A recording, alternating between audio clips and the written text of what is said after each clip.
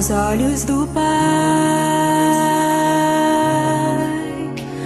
Você é uma obra-prima que Ele planejou, com suas próprias mãos pintou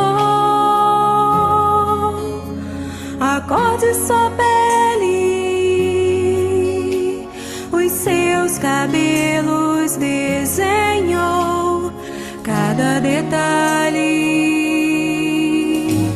num toque de amor aos olhos do Pai. Você é uma obra-prima que Ele planejou, com suas próprias mãos pintou